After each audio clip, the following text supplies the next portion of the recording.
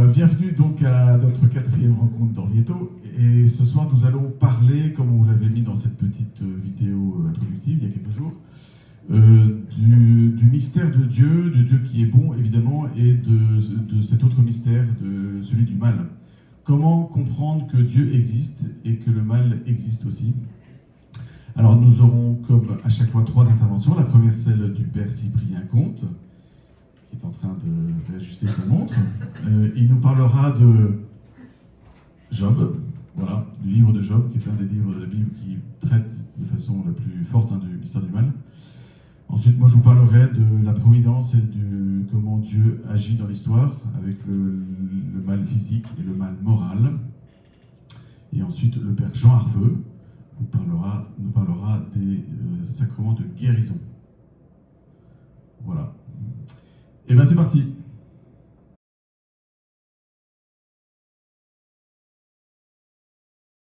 Donc, on commence par la Bible. Et oui. Comme toujours. Alors, il y a dans l'Ancien Testament un certain nombre de textes qu'on appelle des textes de sagesse, qui, avec les livres poétiques, constituent une partie donc, de l'Ancien Testament, pour mémoire, Pentateuque, livres historiques, livres poétiques et sapientiaux, et donc on y est avec Job, et puis, à la fin, en tout cas dans l'Ancien Testament des Bibles catholiques, on a les livres prophétiques. Donc aujourd'hui, nous sommes dans cette 3e partie, du moins si vous vous référez à l'ordre habituel des Bibles catholiques, et encore, si je pense qu'elles ont à peu près toutes le même ordre. Par contre, si vous lisez le texte en hébreu, en grec ou dans d'autres langues orientales, il se peut que le livre de Job ne soit pas tout à fait toujours au même endroit dans la Bible. Mais ça, on en reparlera peut-être une autre fois. Alors, il y a longtemps, très longtemps, dans un pays lointain, très lointain, vivait le personnage principal de ce drame qu'on appelle Job. Il est censé vivre à l'époque patriarcale. Ça vous dit quelque chose, ça, l'époque patriarcale? Donc les patriarches à partir d'Abraham, d'après la chronologie biblique, c'est vers 1800 avant Jésus-Christ. Et on peut aller pour l'époque patriarcale jusqu'à Jacob, Joseph, et puis, peut-être des centaines d'années plus tard, d'après la chronologie biblique toujours, la sortie d'Égypte. Et on considère que la conquête, telle qu'elle est racontée dans la Bible, et les historiens ont quelques doutes sur les détails, mais bref, la conquête de Canaan, l'entrée du peuple d'Israël qui franchit le Jourdain après avoir traversé le désert puis être resté 40 ans parce qu'il s'était mal conduit et que donc la génération ancienne devait mourir avant d'entrer, eh bien on entre en Canaan vers 1200, vous voyez.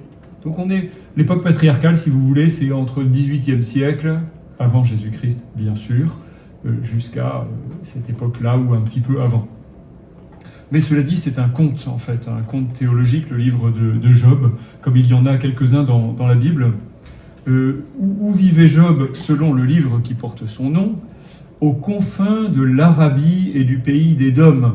C'est une région, à vrai dire, dont les sages étaient célèbres. C'est sans doute pour cela qu'on raconte cette histoire avec un homme qui n'est pas un juif, visiblement, et pourtant, dans ce livre, beaucoup de choses respirent un air d'Israël. Vous voyez, il y a beaucoup de contacts entre le livre de Job et les autres écrits, notamment la sagesse, les prophètes. Donc, on n'a pas l'histoire d'un Israélite, et pourtant, on voit bien que c'est un livre israélite. Ça va. La tradition tenait Job pour un grand juste, qui était resté fidèle à Dieu dans une épreuve exceptionnelle, et l'auteur a repris cette vieille histoire pour rédiger son livre. À vrai dire, c'est même extraordinaire, c'est dans l'histoire de Job, c'est-à-dire les tout premiers chapitres, et puis les derniers chapitres du livre de Job, parce que tout le reste, ce sont des discours. Il y a combien de chapitres dans le livre de Job? 42, il me semble. Eh bien, il y en a une bonne trentaine qui sont des discours poétiques, discours de sagesse et polémiques, on peut dire, puisque Job se dispute avec 3 et même 4 amis qui sont venus lui faire la leçon. Je ne sais pas comment vos amis vous parlent. Là, en l'occurrence, le pauvre Job, c'est le cas de le dire, un pauvre comme Job, non seulement il a tout perdu, mais en plus ses amis viennent lui faire la morale. Alors, je résume l'histoire. Alors, Job vivait riche et heureux, et il s'est retrouvé dépouillé de tout. D'ailleurs, on a au début du livre cette histoire que vous connaissez sans doute, avec à la cour divine les esprits qui sont là et qui discutent avec Dieu. Et il y en a un qui s'appelle Satan, et à qui Dieu dit « Est-ce que tu as remarqué mon serviteur Job ?» Alors c'est un petit peu drôle comme histoire quand même. On se dit « Mais c'est ça finalement la théologie ?» Alors c'est une manière un peu caricaturale de faire de la théologie qui dit sans doute beaucoup de choses intéressantes. Job s'est retrouvé dépouillé de tout parce que Dieu, à la cour divine, et d'après le récit qu'on a au début du livre, a laissé le Satan, comme on l'appelle, frapper Job dans ce qu'il avait, et il va perdre tout ce qu'il avait, toute sa richesse, ses troupeaux, ses maisons, etc. Et aussi tous ses enfants. Donc c'est vraiment des passages terribles, mais je crois que vous les connaissez, sinon vous les retrouverez facilement dans le livre de Job. Et il perd tout jusqu'à sa santé. Il ne perd pas sa femme, qui va le pousser dans ses retranchements, et ça n'est pas tellement à l'honneur de Madame Job, puisque elle lui dit en gros, ça dépend comment on traduit, mais en gros, puisque tu as tout perdu, maudis donc Dieu et meurs. Alors c'est pas un très bon exemple quand même, mais et Job persévère dans sa justice, c'est-à-dire qu'il ne va pas, semble-t-il, commettre de péché. Il est donc dépouillé de tout, et c'est alors que ses amis Éliphaz, Bildad et Tsophar, là aussi si jamais vous cherchez des noms pour vos petits-enfants ou vos neveux ou vos enfants à venir, je les redis, Éliphaz, Bildad et Tsophar, voilà, ça peut donner des idées, n'est-ce pas? Mais il y en a un quatrième qui va arriver ensuite. Ils arrivent pour plaindre Job, et au début ils se conduisent bien, c'est-à-dire qu'ils s'assoient en silence à proximité de lui sans rien dire. Mais en fait, ça ne va pas durer, puisque je vous l'ai dit, au bout d'un moment, ils vont lui adresser la parole et lui faire la morale, alors que visiblement, Job n'a rien fait de mal. Et nous sommes en fait au cœur de notre sujet, puisque ce livre parle de l'histoire d'un juste, souffrant, donc quelqu'un qui perd tout alors qu'il n'a absolument pas mérité d'être dépouillé de ce qui lui appartient. Dans la mentalité biblique, en tout cas, la plupart du temps, quand on fait le bien, eh bien, on est béni déjà ici-bas, et donc on doit vivre heureux et même jouir d'une certaine prospérité, pourquoi pas. C'est donc ces trois amis défendent la thèse traditionnelle, quelle est-elle? Alors vous savez ça, n'est-ce pas? La théologie traditionnelle, c'est celle de la rétribution terrestre. Et donc, si Job est frappé par le malheur, qu'est-ce que ça veut dire? Ça veut dire qu'il a commis un péché ou des péchés. Il peut paraître juste à ses propres yeux, mais il ne l'est pas aux yeux de Dieu.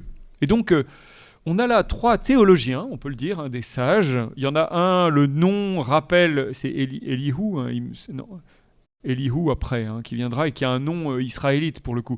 L'un des trois amis vient d'une région qu'on connaît, pour les autres c'est un petit peu plus compliqué. Donc vous voyez, ça ajoute un peu à la dimension de conte, pour ne pas dire de légende, il faut la prendre au moins au sens fort. Vous voyez, legenda en latin, c'est ce qu'on doit lire, c'est les histoires qu'il faut raconter. Ça ne veut pas forcément dire que ça n'a aucun fondement dans la réalité. En tout cas, Job n'est pas juste aux yeux de Dieu, lui disent ses amis, et ce sont des considérations théoriques. Alors qu'est-ce que Job répond? Alors je suis désolé, c'est ici une introduction à la théologie, mais en fait, on voit que l'expérience contredit la théologie. Pas de chance, vous voyez.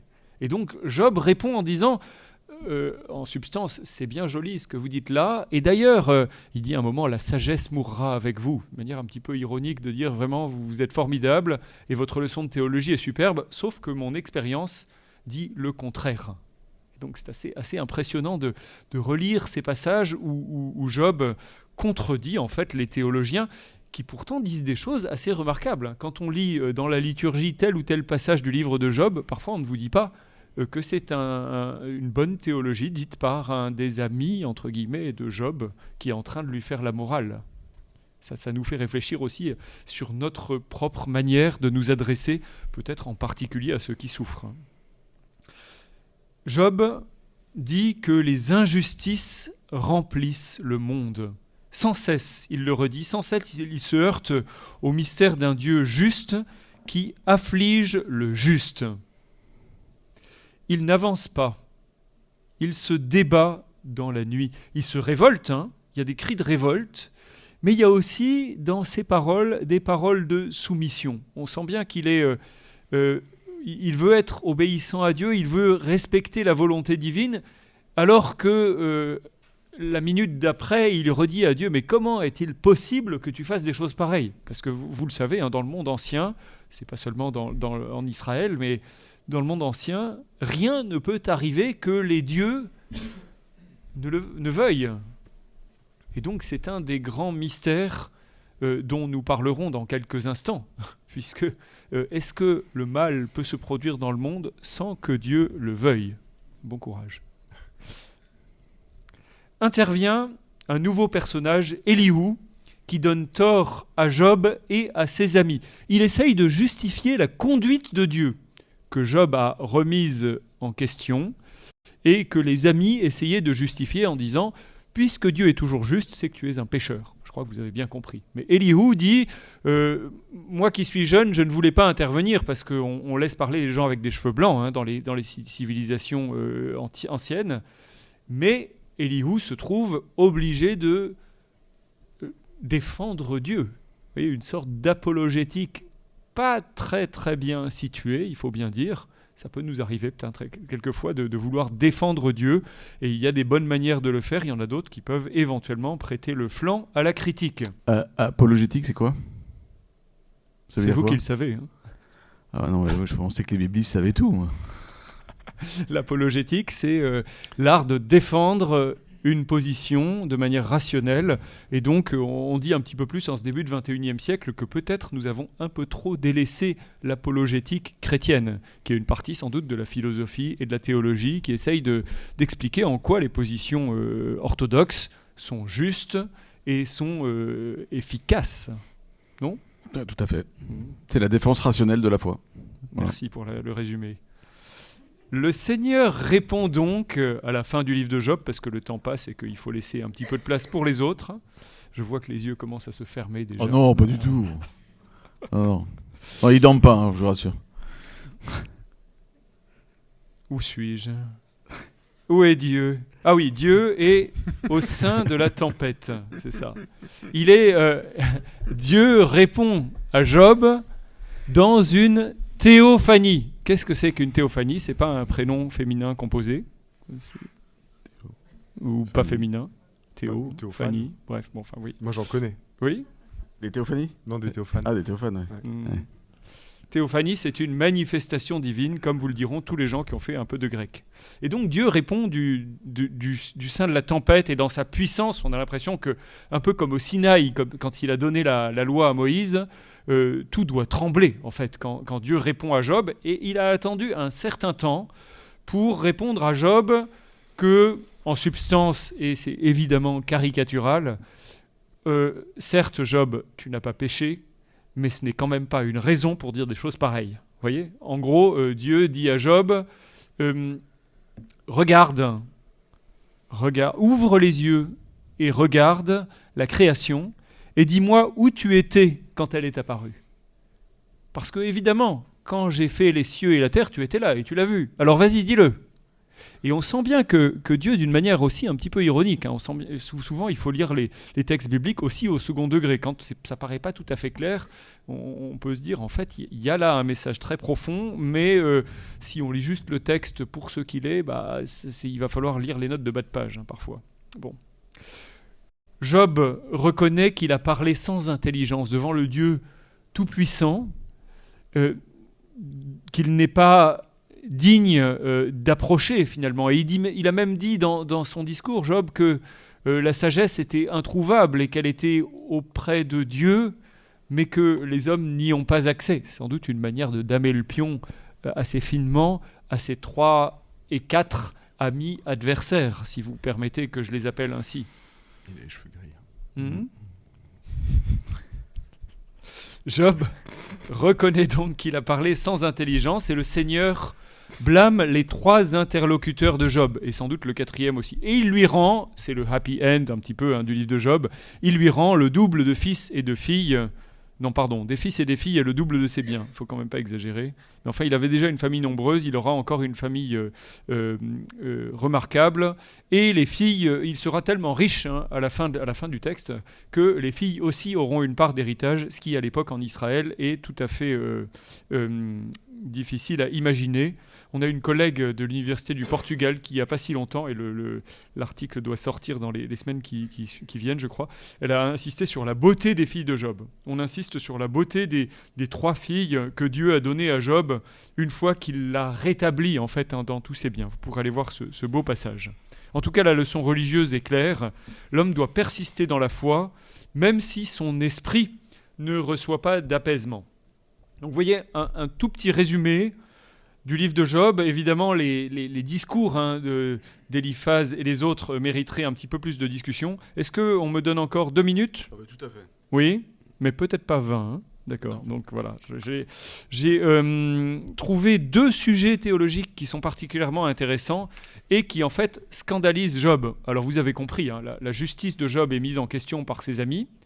Au bout d'un moment, quand même, le lecteur comprend que, puisque dès le début du texte, Dieu disait, même si c'était à Satan, « Est-ce que tu as remarqué mon serviteur Job, comme il est intègre et juste ?» Et le narrateur lui-même, qui dit l'histoire, en fait, l'avait dit, en racontant, en disant le début, il était une fois, etc.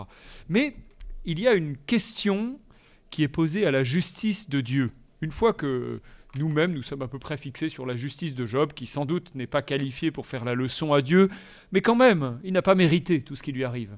Et alors Job, lui, dans ses discours, c'est assez corrosif, je dois dire, met en question le visage de Dieu. Et ce Dieu, dont on a parlé déjà, de la rétribution, le fait de rendre, n'est-ce pas, de la rétribution immanente. C'est-à-dire le fait que quand on fait le bien, on reçoit des bénédictions, et si on fait le mal, eh ben, on n'aura pas d'argent et on sera malade. En bref, vous voyez. Et puis éventuellement, on mourra vite. Mais en fait, l'expérience, encore une fois, montre le contraire. L'auteur des dialogues du livre de Job dénonce en fait une certaine vision de la théologie. Et en fait, Job se plaint parce qu'il dit que il est cerné de toutes parts comme un homme souffrant et pécheur. On comprendrait cela pour la logique théologique de l'époque. Si le pécheur était souffrant, ça serait normal, voyez. Mais Job qui est innocent. Il y a une sorte de caricature, et je passe à autre chose, hein, mais du psaume 8 que vous connaissez. Qu'est-ce qu'un homme que tu penses à lui, que tu t'en souviennes, un fils d'Adam pour que tu le visites. Et le psaume 8 chante la gloire de Dieu et la grandeur de l'homme, sauf que Job fait un peu une caricature du psaume en disant « Qu'est-ce qu'un homme que tu le rendes grand, que tu portes vers lui ton attention, le visitant chaque matin, le scrutant à tout instant ?» Et on comprend dans la bouche de Job, dans le contexte, que cette visite de Dieu, elle est oppressante. Vous voyez, quand on est malade, quand on a tout perdu et qu'on dit en fait, ce n'est pas juste, il n'est pas étonnant que ces pensées vous viennent à l'esprit. Et on l'a gardé dans la Bible, hein, vous voyez, donc c'est quand même assez incroyable. Alors je passe vite sur ce point, mais le deuxième scandale, et je terminerai par là, ça va ? Petit commentaire ? 30 secondes, oui. Combien ? 30 secondes. Ah, c'est sympa, c'est généreux. L'autre sujet de scandale pour Job, c'est la bénédiction des méchants. Vous voyez, tout se vaut, dit Job, voilà pourquoi je dis, il extermine l'intègre et le coupable. Il parle de Dieu. Hein. Quand un fléau répand soudain la mort, il se moque des innocents. Et il questionne donc cette croyance selon laquelle les méchants seront punis. Et puis donc il dit que la sagesse est introuvable auprès de Dieu, et finalement Dieu répondra, mais en ne réglant pas la question, hein. C'est-à-dire que Dieu répond, mais il ne dit pas à Job pourquoi ces malheurs lui sont arrivés. Alors nous qui lisons le texte, on le sait. On a au début l'histoire dans la cour céleste, cette espèce de vision étonnante. Mais Dieu répond en parlant de sa grandeur et en disant finalement tu devrais t'humilier devant moi. Et Job dit je mets ma main devant ma bouche, je ne parlerai plus. C'est-à-dire qu'en fait c'est assez étonnant. Devant la grandeur de Dieu, Job n'est pas obligé de le louer, mais il doit reconnaître qu'il ne comprend pas, en fait, et que ce qui lui reste, c'est à essayer de vivre dans la foi, vertu dont il faisait lui-même l'éloge en disant « j'ai gardé la foi ». Il y a des passages magnifiques qui sont repris dans la tradition chrétienne. Et si j'avais le temps, je vous lirais la fin du chapitre 19, mais s'il n'y a on pas n'a de pas le questions, voilà, bref, merci, c'était C'est bien. la pauvreté comme Job. Merci beaucoup. Alors, est-ce qu'il y a des questions par rapport à cette première prise de parole ?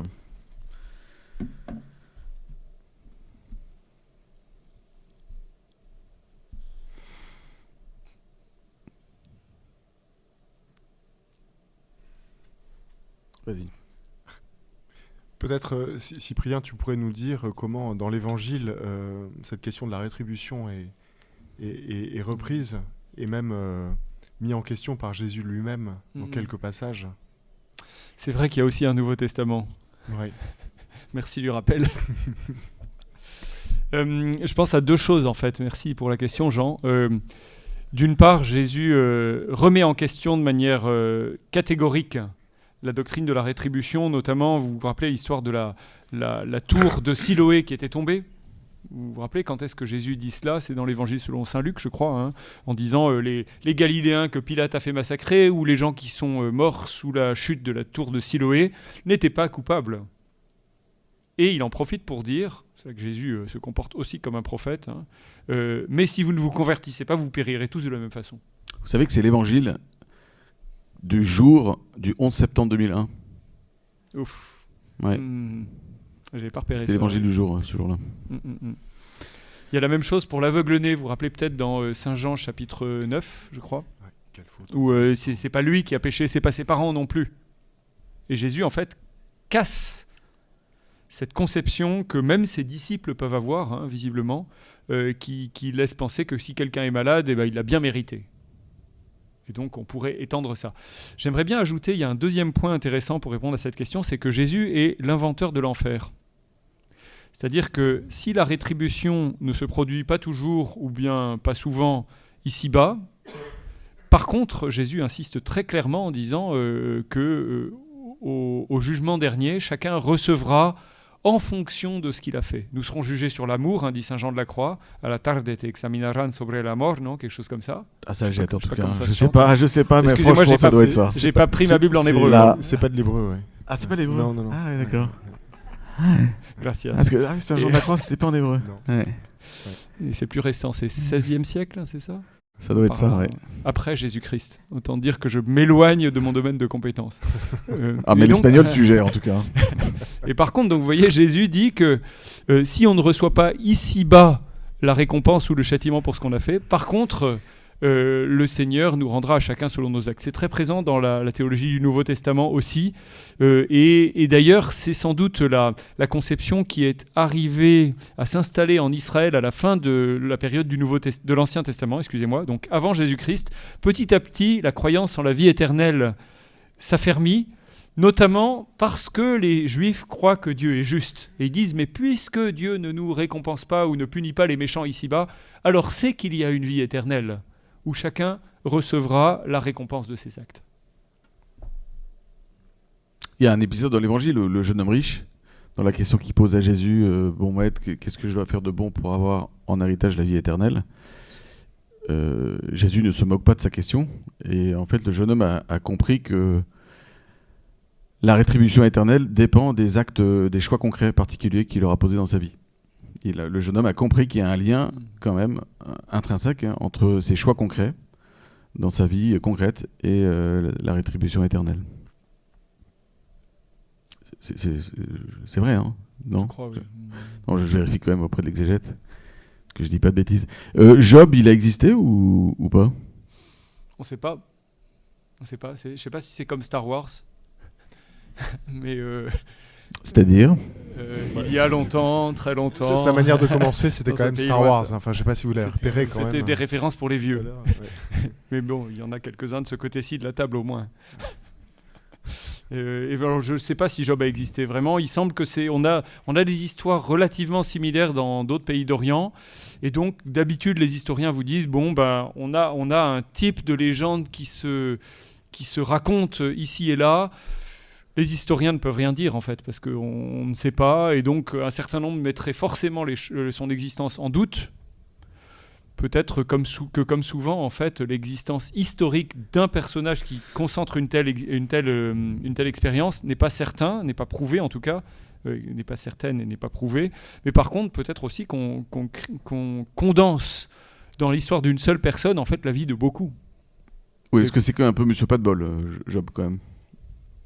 Non? Ça fait beaucoup, mais il y a parfois des gens qui donnent cette impression-là, quand même.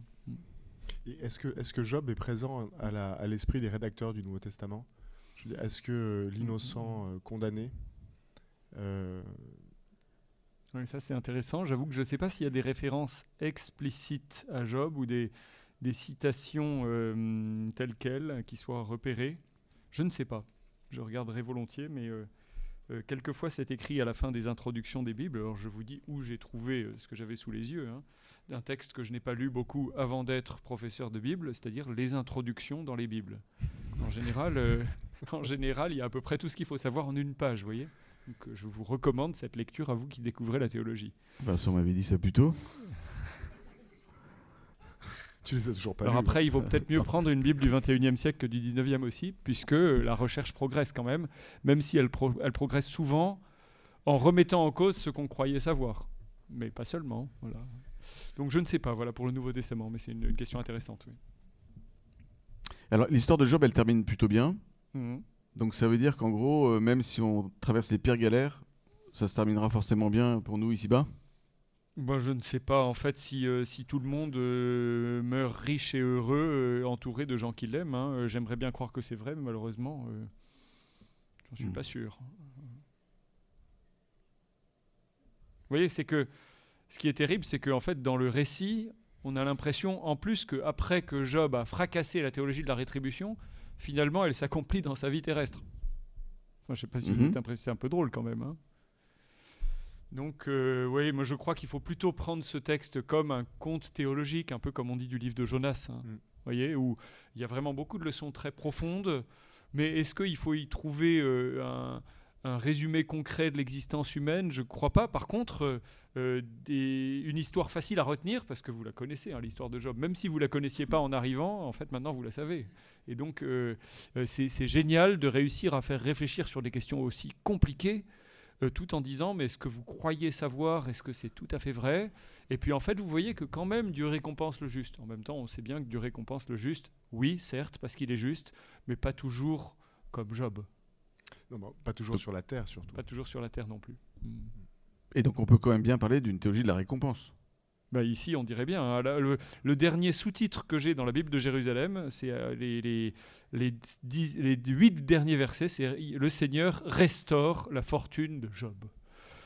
Certes, on peut parler d'une théologie de la rétribution, mais il faut bien la comprendre. Vous voyez, c'est pas une théologie simpliste qui fait tu as été gentil, tu auras ton examen. Non, il faut aussi bien travailler et il faut aussi avoir de la chance dans le tirage des sujets. Et peut-être même, non ça il faut pas le dire, je le dis quand même, peut-être même faut-il que l'enseignant soit bien levé le matin. Du bon pied, quoi. C'est pas faux. Et alors, parce que je pense à un évangile par exemple où on a l'impression que Jésus rend ses lettres de noblesse à la théologie de la rétribution. Dans Luc 16, là, le mauvais riche et le pauvre Lazare, où il est dit justement au mauvais riche qui souffre là, dans les grands tourments, il lui est dit quand même par Dieu que durant ta vie, toi, t'en as profité à fond et lui a souffert, et maintenant c'est l'inverse. Du coup, il y a quand même un peu de la rétribution, non ? Oui, en même temps, c'est une histoire qui prend un cadre que les gens connaissent. Donc, c'est pas très surprenant pour eux qu'on parle comme ça, surtout quand on voit que Jésus est en train de parler en fait de la résurrection et pas de la rétribution d'abord. En tout cas, il y a eu une thèse soutenue sur la damnation dans une grande université romaine tenue par les dominicains, là où tu étais, je crois aussi. Aussi peut-être. Non. On peut pas tout avoir. Il n'a pas eu cet honneur-là. Vas-y, continue. Pourtant, on avait mérité d'y être. Bref, il n'arrive pas toujours ce qu'on mérite. On est allé chez les jésuites. On a quelques chances au ciel, du coup.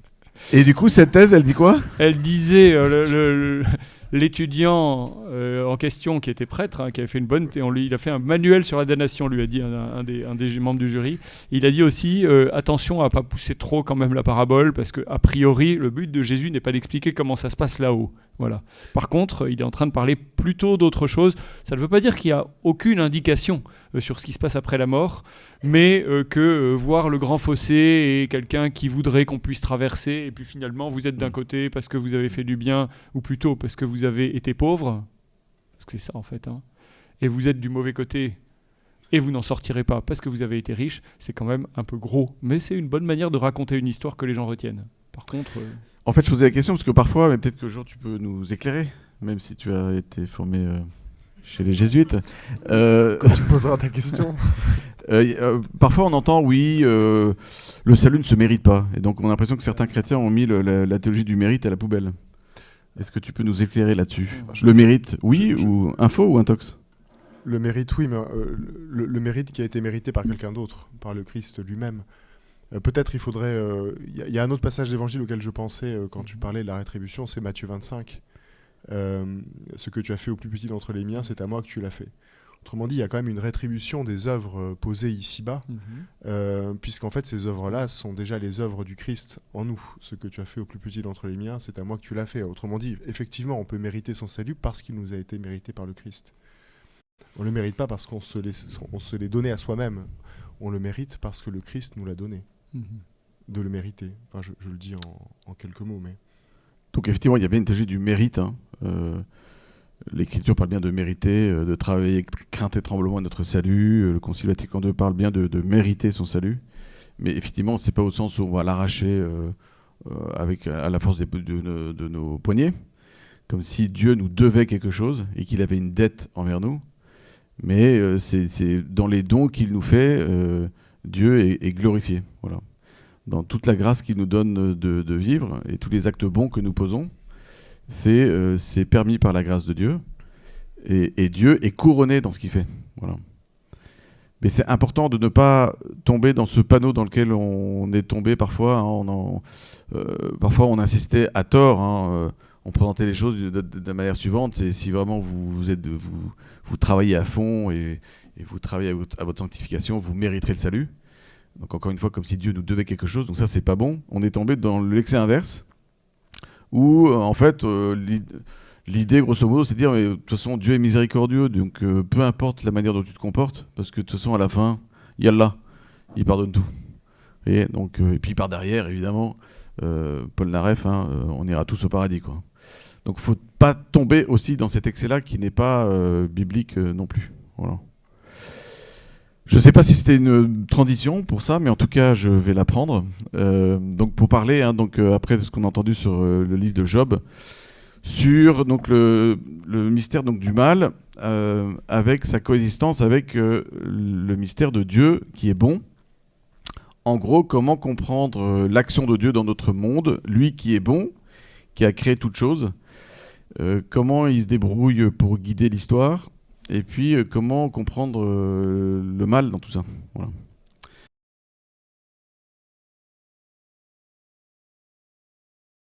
Alors, je vous ai donné des textes dans votre groupe WhatsApp, donc je vous invite à les ouvrir, pour ceux qui l'ont, et pour ceux qui regardent la vidéo YouTube tranquillement. Le premier texte que je vous ai donné, hein, c'est le catéchisme de l'Église catholique, à partir du numéro 302 sur la providence. Voilà, comment comprendre la providence. On a vu la dernière fois, hein, dans les séances précédentes, le mystère de Dieu créateur. Là, il s'agit de voir comment comprendre la réalisation de ce dessein, de ce projet créateur de Dieu dans l'histoire. Alors le catéchisme au numéro 302, que vous avez donc sous le nez, dit « Nous appelons divine providence les dispositions par lesquelles Dieu conduit sa création vers cette perfection. » Voilà, en fait, Dieu a créé un monde imparfait, en cheminement. C'est un thème qui revenait souvent dans la bouche du pape François, caminare, hein, c'est l'italien, pour ceux qui... C'est pas de l'espagnol et de l'hébreu. On est sûr que tu parles du pape François. Ouais, et puis en italien. Ouais. Cheminer, c'est-à-dire tout n'est pas fixé d'un coup, quoi. Et donc on est en progression. Si on reçoit la grâce et on l'accueille, Et on est en dégression si on rejette cette grâce. Mais en tout cas, on n'est pas statique, quoi. Et donc la providence est là pour nous montrer qu'on est appelé à cheminer, puisque Dieu chemine avec nous et fait conduire la création à son accomplissement. Donc Dieu n'a pas créé un monde parfait, achevé. Il a créé un monde inachevé. Et la providence, c'est Dieu qui chemine avec nous dans l'histoire pour nous conduire, par sa grâce, vers l'accomplissement. Et pour nous, l'accomplissement, évidemment, c'est de la vision bienheureuse de Dieu. Hein. Donc on n'est pas fait pour ce monde ici-bas. On est en pèlerinage, en transit, pour aller vers notre patrie céleste qui consiste à voir Dieu tel qu'il est. Alors, la providence, c'est pas Dieu qui pense à nous et qui nous donne des petits conseils ou des petits mots d'encouragement en disant débrouille-toi, mais je suis là derrière toi. En fait, le catéchisme, au numéro 303, dit la sollicitude de la divine providence est concrète et immédiate. Et elle s'occupe des choses grandes comme des choses plus petites. Vous vous souvenez, Jésus qui dit occupez-vous du royaume de Dieu et de sa justice, et puis tout le reste vous sera donné par surcroît. Tout le reste, c'est il parle des questions de nourriture et de vêtements. Donc Dieu s'occupe de nous dans les détails. Alors après, ça pourrait être une question. Hein. Est-ce qu'on a le droit de prier un Jésus le Marie pour avoir une place de parking, par exemple? Voilà, il y a différentes théologies là-dessus. Je ne suis pas convaincu, hein, mais vous avez le droit de continuer à le faire si vous le faites. Mais en fait, il est dit que Dieu s'occupe de nous des choses, même dans les détails, mais des choses dont nous avons besoin. Alors, vous pouvez me dire, oui, mais j'ai besoin de me garer. Bon, je pense que c'est des besoins vraiment qui sont nécessaires à notre vie et à notre vie heureuse et sainte. Voilà. Attendre 3 minutes de plus ou payer un peu plus cher le parking, je ne suis pas sûr que ça va mettre votre bonheur et votre béatitude en péril. Bon. Mais bon, c'est un débat, hein, vous avez le droit de prier, comme on dit en anglais, pour changer de langue. Hein. Hail Mary, full of grace, help us find a parking space. Wow. Voilà. Alors, je continue. Tout ça pour ça. Voilà. Et donc, on parle de la providence de Dieu qui agit et qui passe par des causes secondes. Alors, par rapport à la question de la providence et ce qu'on appelle des causes secondes, il y a eu un débat dans les premiers siècles de l'Église par rapport à l'hérésie d'un certain monsieur Pélage, qui était un moine breton, rien contre les moines ni contre les bretons, et qui a dit la chose suivante. Alors, tout bien vient de Dieu, donc ça il ne va pas contester ça, mais il dit il y a des actions bonnes que l'on peut poser sans la grâce de Dieu. Voilà, en gros. Il y a des actions bonnes que l'homme peut poser, et sans avoir besoin de l'intervention de Dieu, de la grâce de Dieu. Une certaine autonomie de la liberté humaine, comprise comme sans besoin nécessaire de recourir à l'appui de la grâce de Dieu. Alors ça a été condamné par l'Église, hein, et notamment il y a un saint qui s'est battu contre ça, parmi d'autres, c'est saint Augustin. Et alors il y a une autre hérésie, du coup, qui s'appelle le semi-pélagianisme. C'est des gens qui se sont dit, bon, Pélage, effectivement, il a poussé le bouchon un peu trop loin, mais qui va dire des choses qui nous guettent tous. Hein. Il y a beaucoup de chrétiens qui sont semi-pélagiens. Ça consiste à dire Dieu accompagne mes choix. C'est le dicton « Aide-toi et le ciel t'aidera ». Exactement. Qu'on peut, enfin je sais pas pour vous, mais parfois on est tenté de dire ça. C'est pas complètement débile. Hein. Il y a un aspect qui est intéressant, c'est de se dire en fait, il faut se bouger un peu le popotin, hein, parce que Dieu ne va pas faire les choses sans toi. Mais là, dans cette idée, c'est de dire bouge-toi en premier, donc autrement dit, sans la grâce de Dieu, et puis là, la grâce de Dieu ira te rejoindre. Comme 2 chevaux qui vont courir en même temps côte à côte pour tirer un poids ensemble. Donc il y a moi, il y a Dieu, on est à part égale, et si moi je me bouge, alors Dieu viendra. Mais si je fais rien, Dieu ne viendra pas. Alors ça c'est semi-pélagien. C'est encore quand même rabaisser la grâce de Dieu et tirer un peu la couverture de son côté en disant quand même, je suis quand même un gars bien, et sans la grâce de Dieu, je peux quand même en partie m'en sortir. La réponse chrétienne à la théologie de la providence et de l'action de Dieu dans l'histoire, et dans ma liberté personnelle notamment, c'est que Dieu est l'auteur premier et la cause première des actes bons. C'est-à-dire que tous les actes bons que nous posons ont Dieu pour cause première. Il n'y a aucun acte bon que je puisse poser sans que Dieu me le permette par sa grâce. Et cet acte bon, permis par Dieu comme cause première, va être permis aussi par l'intermédiaire de causes secondes. C'est-à-dire que cette cause première qui est Dieu va agir par des causes secondes, que nous sommes. Voilà. C'est pas péjoratif, hein, on n'est pas des causes secondaires, mais des causes secondes. C'est-à-dire que la grâce de Dieu va informer, agir, donner une forme à ma liberté et va me permettre d'accueillir sa grâce pour poser des actes bons. Donc on est bien deux à œuvrer ensemble. L'Écriture parle bien de coopérateurs, de collaborateurs. Donc nous laborons, nous opérons avec Dieu. Mais nous ne sommes pas à part égale, en fait. Hein. Il y a Dieu qui est cause première et moi je suis cause seconde. Par contre, dans les actes mauvais, Dieu, évidemment, n'est pas présent, ni de près ni de loin, dans cet acte mauvais. Il n'est pas impliqué là-dedans. Et du coup, il y a un renversement, il y a un déséquilibre qui fait que, pour le coup, celui qui est cause première de l'acte mauvais, c'est l'homme, c'est la liberté pécheresse, ou la liberté de l'ange. Jean, tu veux dire quelque chose ou pas ? Non, mais vous faites bien la différence entre Dieu veut l'acte bon et Dieu permet l'acte mauvais. Oui. Ouais. Tout acte bon est voulu et causé par Dieu. Tout acte mauvais n'est ni voulu ni causé par Dieu, mais il est toléré, permis par Dieu. Il n'empêche pas que l'homme pêche, que l'homme fasse des actes mauvais. Donc l'amour de Dieu pour nous, dans la liberté créatrice de Dieu, va jusqu'à accepter que l'homme se rebelle et rejette librement le plan de Dieu. Mais c'est le risque que vous prenez tous, hein, pour ceux qui ont fondé une famille. Vous avez tous pris ce risque-là, hein, c'est qu'en donnant la vie, encore une fois, vous ne savez pas si vous allez donner la vie à Saint Jean-Paul II ou à Adolf Hitler, quoi. Voilà, pour prendre des exemples un peu tranchés. Mais vous acceptez le risque que votre enfant vous échappe complètement et sa liberté sera soumise à son propre conseil et pas forcément au vôtre, quoi.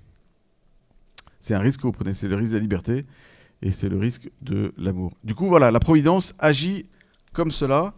Donc nous ne sommes pas des marionnettes dans les mains de Dieu.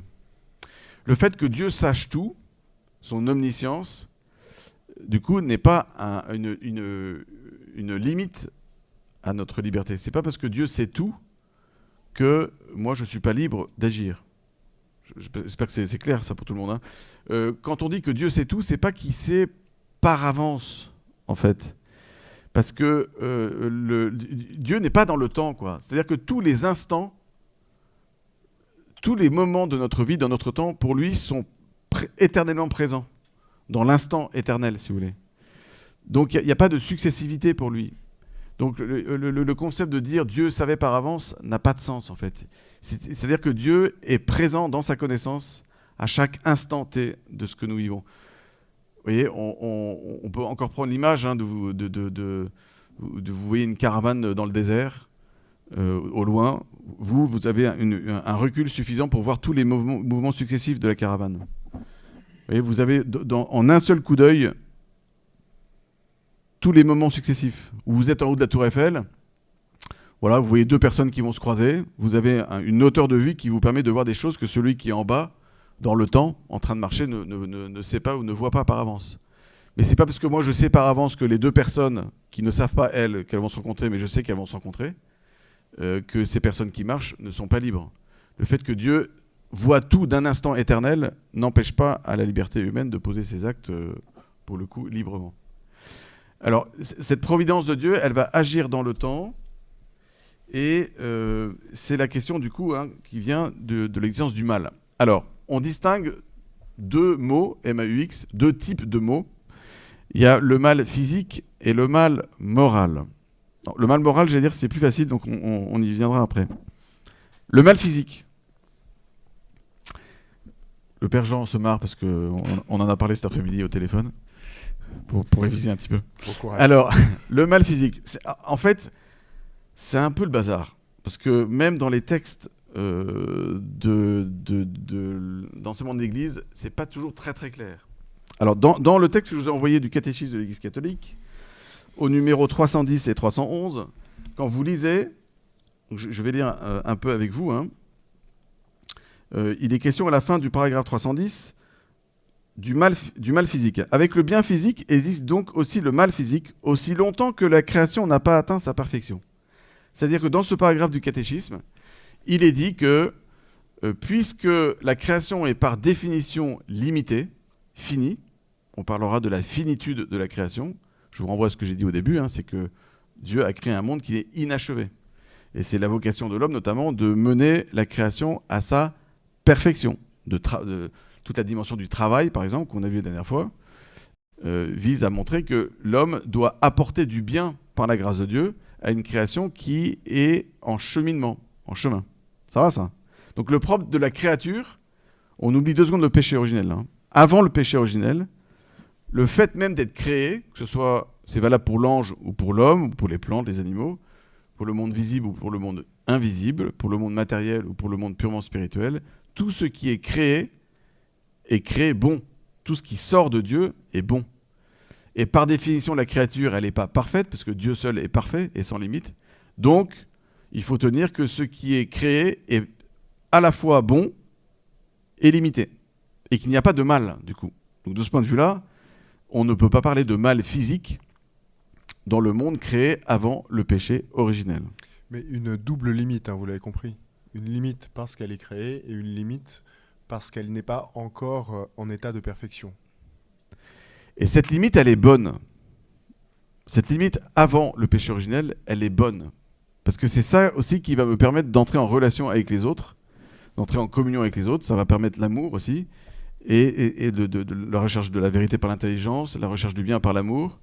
Et c'est ça qui va être le gage de perfection, de perfectionnement et de relations interpersonnelles. Donc les limites inhérentes à ma condition de créature sont bonnes. Donc vous voyez, quand on dit « Ah oui, nous sommes tous des êtres limités », attention de quoi on parle. Alors il y en a qui sont plus limités que d'autres. Mais ça, c'est autre chose.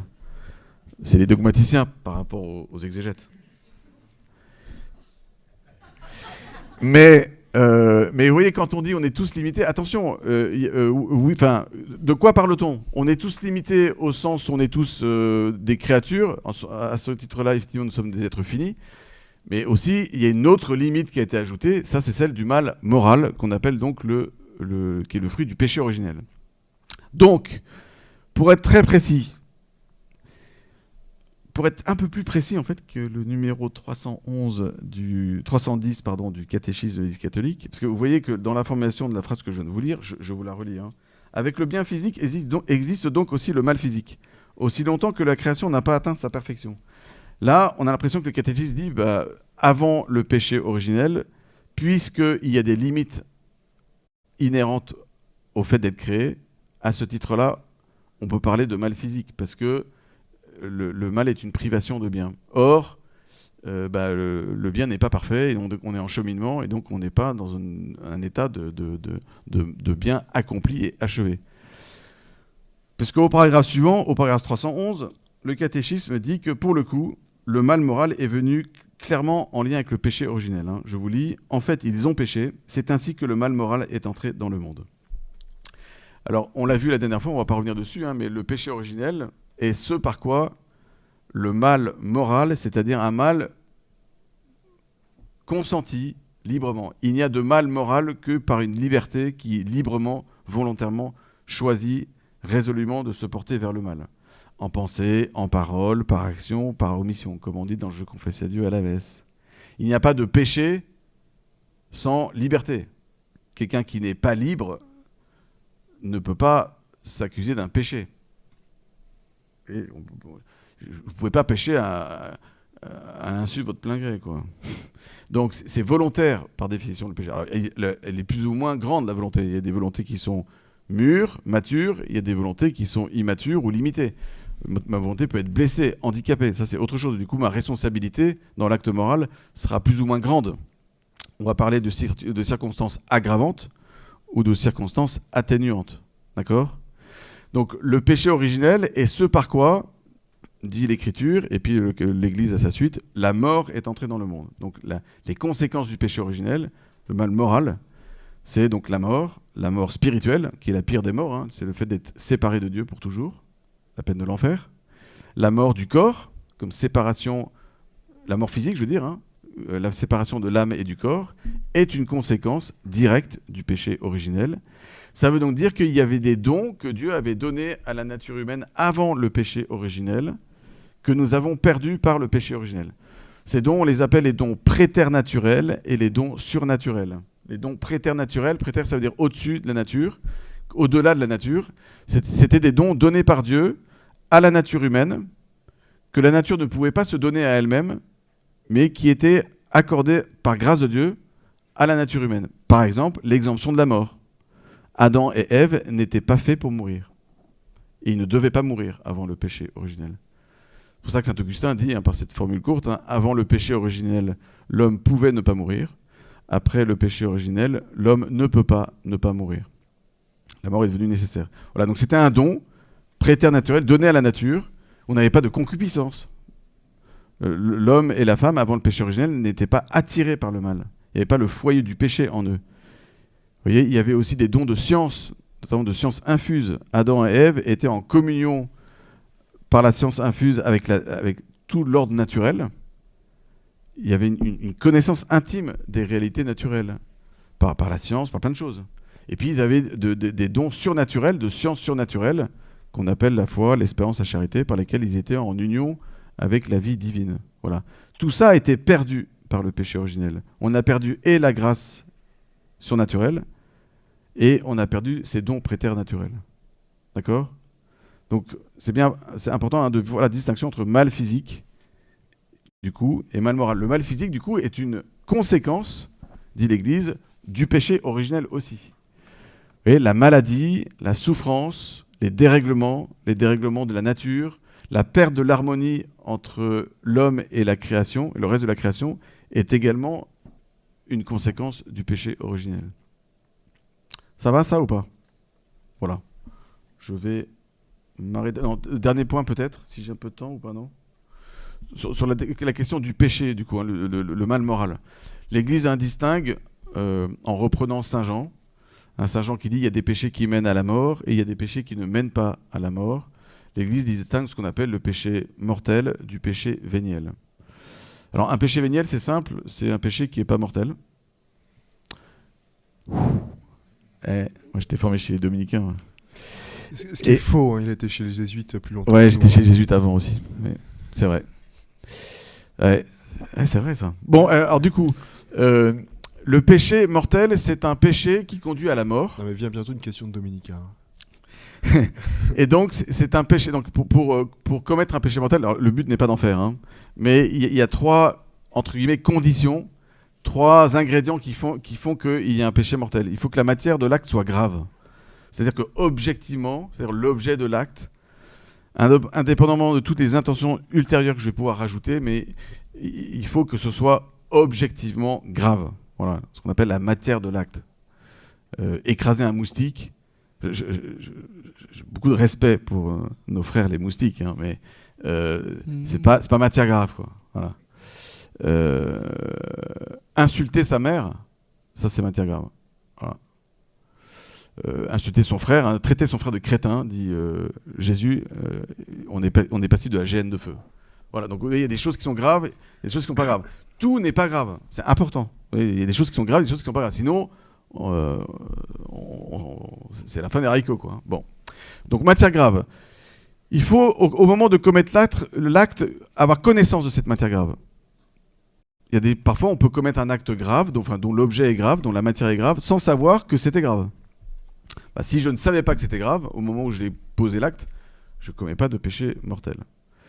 Et puis, plein consentement, c'est-à-dire qu'il faut que l'acte soit suffisamment libre pour être personnel. On n'a jamais une liberté parfaite, hein, Dieu seul est parfaitement libre, mais le catéchisme dit il faut que la liberté soit suffisamment présente pour que ce soit un acte personnel. C'est-à-dire que je suis le père de mes actes, en fait. C'est moi qui ai fait ça. Voilà. Donc, matière grave, pleine connaissance, plein consentement. Voilà. Si au moins l'une des trois conditions manque, il n'y a pas de péché mortel. Il y a donc un péché véniel. D'accord ? Donc il y a des péchés qui mènent à la mort, dit le Seigneur par la bouche de Saint Jean. Il y a des péchés qui ne mènent pas à la mort. Il y a des péchés qui peuvent détruire une amitié, l'amitié divine. Il y a des péchés qui peuvent la blesser sans pour autant la détruire.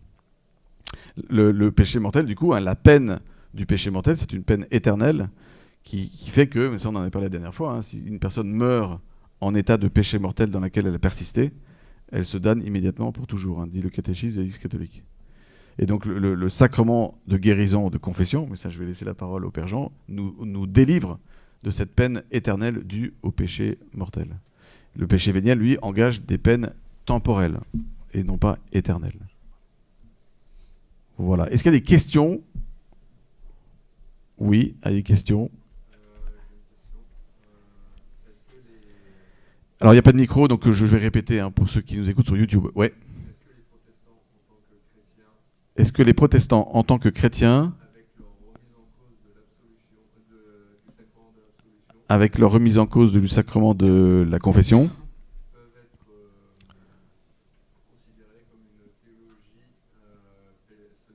peuvent être considérés comme une théologie semi-pélagienne? Jean, c'est ton sujet. Il est gentil. Alors, chez les protestants, la question, c'est plus la question de la justification. Alors, pour le dire de manière un petit peu caricaturale, en théologie catholique, on considère que lorsque Dieu justifie, il transforme l'homme de l'intérieur au point qu'il est véritablement une création nouvelle. En théologie protestante, on considérera que Dieu jette un voile sur le mal de l'homme qui demeure, tandis qu'il le regarde comme juste. Vous voyez un petit peu la différence ? Alors, il est probable qu'il y ait des protestants pélagiens et des protestants plutôt jansénistes, je veux dire, c'est-à-dire qui considèrent que la grâce de Dieu fait tout. Enfin, vous oscillerez entre les deux. On ne pourra pas accuser les protestants d'être semi-pélagiens. C'est plutôt un truc de catholique, en fait, hein. Le semi-pélagianisme, je pense. Pour un protestant, soit vous êtes du côté de l'effort de l'homme, l'homme a à faire des efforts et de toute façon c'est Dieu qui à la fin verra, soit ils seront du côté de la grâce totale. Enfin, vous voyez, ils oscillent entre une conception peut-être parfois un peu excessive de la grâce ou de l'effort de l'homme, mais pas le semi-pélagianisme. Enfin, moi je pense pas. Oui, effectivement, les jansénistes, eux, par exemple, disent que la grâce est toujours efficace. Ouais. C'est-à-dire que quand Dieu donne sa grâce, forcément, ça produit ses effets. Or, nous, on dit, bah non, Dieu peut donner sa grâce, mais si l'homme ne veut pas coopérer à la grâce, eh ben, elle ne sera pas efficace. Je vais empêcher ce pourquoi la grâce était faite d'agir. Ce qu'on appelle le péché. Ouais. Donc, l'autre question, hein, c'est si nous sommes jugés par nos œuvres, à quoi a servi la croix ? Je sens que le Père Cyprien veut répondre à la question. Non ? Jean ? La croix nous a obtenu la possibilité, en fait, de nous sauver par nos œuvres. C'est-à-dire que sans le Christ et sans la croix, il n'y a pas d'œuvre de notre côté, en vérité. Vous voyez, c'est ce que disait tout à l'heure Charles. Il disait Dieu veut le bien que je fais. Enfin, la volonté de Dieu va jusqu'à s'incarner, de telle sorte que sur cette croix et dans sa résurrection, il nous obtient la grâce qui nous permet de vouloir le bien dans nos vies quotidiennes. Enfin, moi, je dirais les choses comme ça. Ouais, ça. C'est ce qu'on appelle la théologie du mérite, en fait. C'est le Christ, Dieu donc, qui a mérité pour nous, en se faisant l'un d'entre nous, la possibilité pour nous de mériter notre salut. Vous voyez ? Donc en fait, la question est renversée. C'est justement par la croix que je peux espérer pouvoir poser des actes bons, et méritoires et salutaires. Mais c'est parce que Dieu agit dedans, et c'est Dieu qui est à l'origine et au terme de toute action bonne. Peut-être moi j'ai une question, un peu piège, je te préviens. C'est, tu as dit tout à l'heure, pour un péché mortel, il y a 3 conditions. Est-ce qu'on pourra dire que si l'une des 3 conditions n'est pas respectée, il n'y a pas de mal moral ? Ah bah non, il y aura quand même un mal moral. Ouais. Oui. C'est pas parce qu'il n'y a pas que les péchés mortels qui sont des maux moraux. Donc s'il manque une des 3 conditions, ça restera un mal. Et je peux même poser un acte vraiment en pleine sincérité, avoir aucune conscience que c'était mauvais, pour une conscience qui peut être par exemple complètement enténébrée, une ignorance invincible, par exemple. Vous voyez, je ne savais pas, et vraiment, c'est sans faute de ma part, quoi. Objectivement, je n'avais aucun moyen de le savoir. Il n'en restera pas moins que l'action que j'ai posée reste mauvaise, quand même. Je ne le savais pas, j'en suis pas responsable. En tout cas, ma responsabilité est très très limitée, mais ça n'en reste pas moins un mal quand même. D'ailleurs, d'une manière générale aussi, hein, on dit toujours hein, que Dieu, la force de Dieu et que Dieu seul peut faire, c'est à partir d'un mal, il peut en tirer un bien. Donc de tout mal, Dieu peut en tirer un bien. Seul Dieu peut le faire, d'abord. Hein, donc c'est pas une justification pour nous, du coup, de nous permettre de faire du mal en vue du bien. Moi, je ne peux jamais volontairement choisir un acte mauvais en vue d'un bien. La fin ne justifie pas les moyens. Mais Dieu, lui, et Dieu seul, peut, à partir d'un mal, en tirer un bien. Ça ne veut pas dire que le mal devient un bien. Le mal reste un mal. Mais Dieu, à partir de ce mal qui existe, lui, va en tirer, par sa seule puissance, un bien. Donc ça ne veut pas dire qu'il y a du bien dans le mal, quoi. Le bien qui en est tiré, il vient de Dieu, il ne vient pas du mal. Ça répond à votre question ? Ça répond à la question, oui. Mais je crois que c'est important de vraiment distinguer le mal moral du péché. Pas de les séparer. Un péché est toujours un mal moral, mais un mal moral n'est pas toujours un péché. Et il est toujours bon de combattre le mal moral, quand bien même il ne serait pas un péché, chez celui qui l'a commis. Enfin, je veux dire, c'est pas... Voilà. Vous voyez, ça permet d'éviter les questions infinies. Quand je combats le mal, est-ce que je juge celui qui a commis le mal ? Non, je combats l'acte moral qui est mauvais, sans juger du péché que cette personne aurait commis. Enfin, vous voyez, je pense que c'est important de se le redire parfois. Parce que notamment, une des raisons de ça, c'est que le mal moral, même si je ne savais pas que c'était mal, il fait du mal. Donc là, il va quand même me tirer vers le péché, tôt ou tard. C'est ce qui fait aussi dire à saint Augustin qu'une accumulation de péchés véniels conduit au péché mortel. Donc le mal fomente le mal et le vice engendre le vice, de la manière que la vertu engendre et enfante la vertu. Donc un mal n'est jamais inoffensif, c'est ça que ça veut dire. Même si je ne savais pas que c'était mauvais, par le seul fait de poser cette action mauvaise, je me fais du mal. Voilà. Et je m'aliène. Je me rends esclave du mal. Il faut en être libéré, du coup. Il faut en être libéré et guéri. Et donc, c'est pour ça que nous allons entendre maintenant le père Jean Harfeux. Tadam !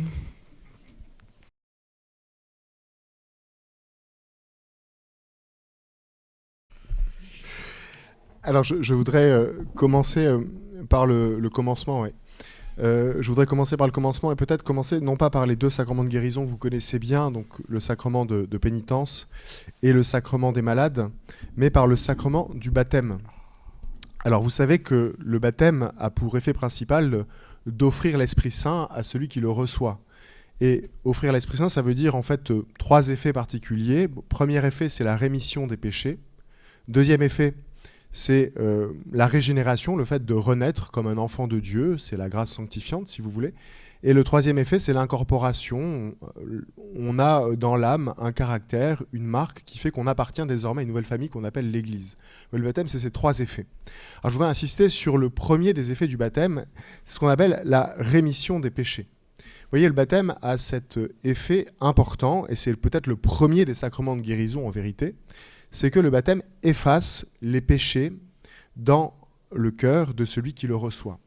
Alors, pour un petit enfant, avant l'âge de raison, ça veut dire que le baptême remet le péché originel.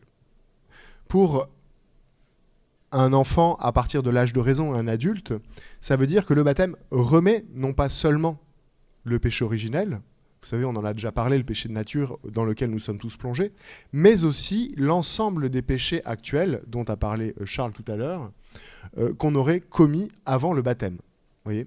C'est bien pour les catéchumènes, quoi. C'est-à-dire qu'ils sont pardonnés de tous leurs péchés. Autrement dit, pas de confession avant le baptême, quoi. Peut-être après, mais pas pour les péchés qu'on aurait commis avant le baptême. Vous voyez ? Parce qu'ils sont pardonnés par le baptême. Mais le baptême a un effet encore plus important, c'est qu'il pardonne non seulement les péchés, mais encore, il remet ce qu'on appelle la peine des péchés. Alors là, une petite explication. Vous savez, quand on commet un péché, on fait le mal et on cause un désordre dans le monde. Aussi, lorsqu'on est pardonné pour ce péché, lorsqu'il est effacé, restent encore les conséquences temporelles de ce péché, hein, ce qu'on appelle oui, les conséquences temporelles, et ces conséquences temporelles obligent à une autre peine. Vous voyez, il y a la peine liée à la blessure qu'on inflige à notre relation à Dieu, mais il y a une peine liée aux conséquences temporelles de notre péché. Eh bien, le baptême efface tout. Le péché, la relation à Dieu, si vous voulez, est rétablie, mais aussi les peines que nous devrions accomplir si jamais il fallait réparer le mal commis autour de nous.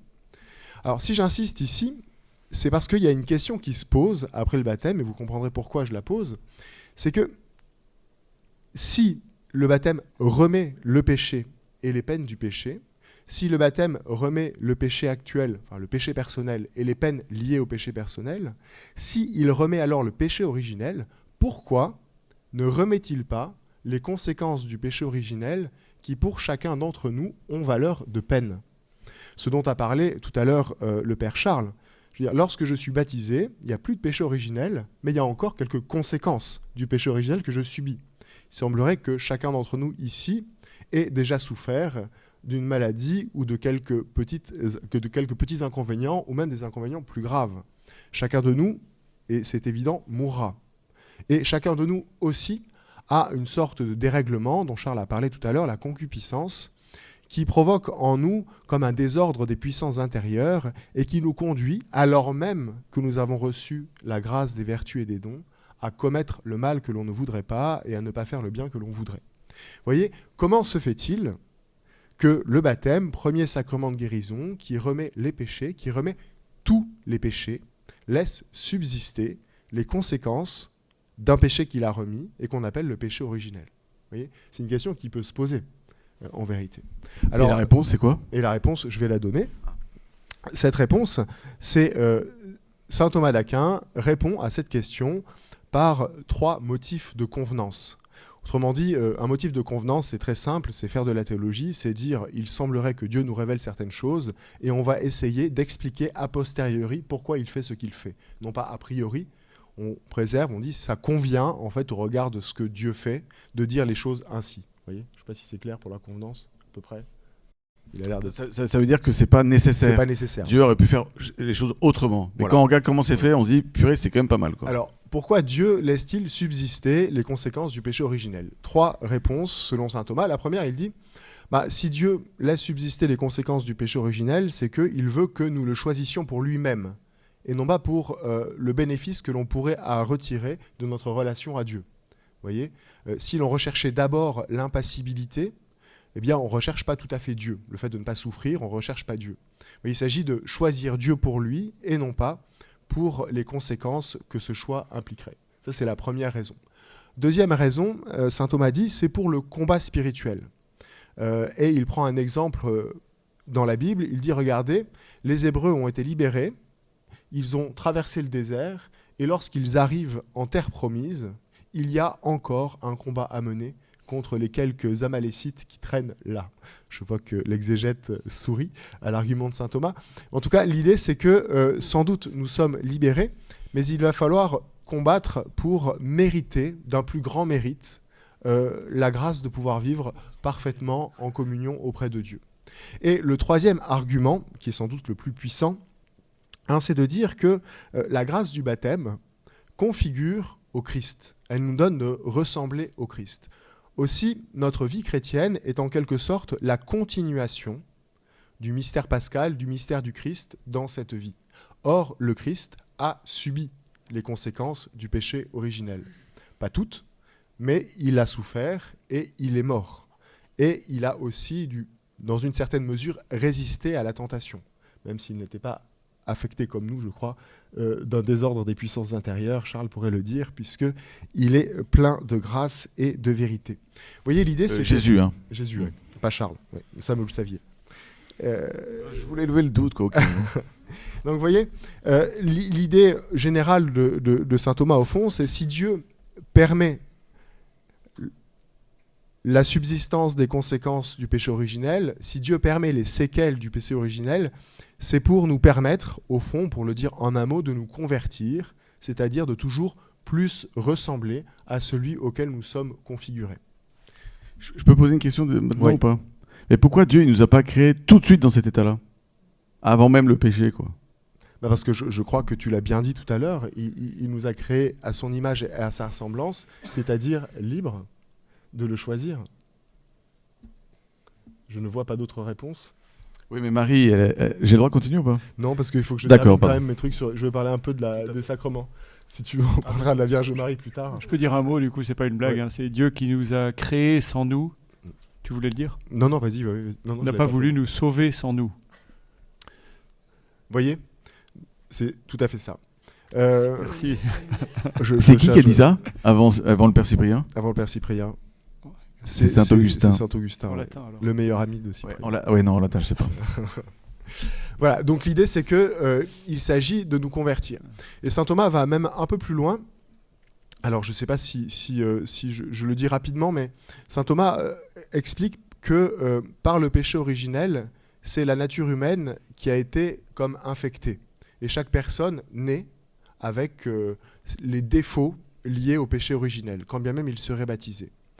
Avec le Christ, Dieu restaure progressivement sa création. À la fin, la nature humaine sera restaurée, mais entre-temps, il veut la restaurer par l'usage de notre liberté de personne à personne, en quelque sorte. Vous voyez le mouvement? Comment Dieu veut progressivement restaurer la nature blessée par le péché, et il le fait par l'intermédiaire des hommes, puisqu'il s'est fait lui-même l'un d'entre nous, et de la main à la main, nous contribuons progressivement à ce que la création atteigne sa perfection. Alors, pour cette conversion, je voudrais vous parler de 2 sacrements que le Christ nous a laissés. Car s'il est évident que le baptême nous donne la grâce sanctifiante, la possibilité de nous convertir, il est aussi évident que dans certaines situations, il faudra une aide supplémentaire. Est-ce que tu peux simplement nous préciser ce qu'est la grâce sanctifiante? La grâce sanctifiante, c'est le don que Dieu fait à chacun d'entre nous, qui en quelque sorte nous transforme de l'intérieur, nous élève, nous rend capables de vivre en présence de Dieu. La grâce sanctifiante, elle produit 3 effets en nous. Elle nous guérit, elle nous rend parfaits et elle nous élève à la mesure de Dieu. Voyez, sans la grâce, nous ne pourrions pas vivre auprès de Dieu. Il faut quelque chose que Dieu tire, éduit de nos âmes, de telle sorte que nous pouvons vivre en sa présence. Le recevoir, l'Esprit Saint, et être reçu par lui. Je ne sais pas si ça va comme réponse. Ouais. Donc, Dieu ne nous laisse pas seuls dans 2 catégories de situations. Lorsque l'on se convertit, se posent, à mon sens, 2 problèmes, peuvent se poser 2 problèmes. Le premier, c'est lorsque l'on rencontre la souffrance et la mort. Eh bien, Dieu nous offre un sacrement, une aide supplémentaire qui va venir, en quelque sorte, transformer un peu notre grâce sanctifiante, ce qu'il y a en nous, de telle sorte que nous pourrons traverser l'épreuve qui est là. Je vais y revenir. Mais il y a un autre problème, c'est que, je l'ai dit tout à l'heure, une des conséquences du péché originel, c'est de laisser en nous ce qu'on appelle le foyer de péché, la concupiscence. Autrement dit, il m'arrive de ne pas faire le bien que je voudrais et de faire le mal que je ne voudrais pas. Et lorsque je fais le mal que je ne voudrais pas, il se peut que ce mal-là, que je ne veux pas faire et que je fais pourtant, ça puisse être un péché mortel, comme l'a dit Charles. Et le péché mortel a pour effet d'éteindre en nous la grâce sanctifiante. Aussi, il faut la faire revivre, en quelque sorte. Et ça, c'est l'œuvre de ce sacrement qu'on appelle le sacrement de pénitence. Vous voyez comment c'est bien le baptême qui est le premier sacrement de guérison, mais il est aidé en quelque sorte par 2 autres sacrements qui viendront dans 2 situations très différentes nous soutenir afin de nous accompagner, comme disait Charles, afin que nous puissions cheminer avec Dieu et vers lui. C'est beau, hein? On a l'impression que c'est... Toi aussi, tu cites pas François. Ouais. Non, je cite Charles. Mais en français cite seulement.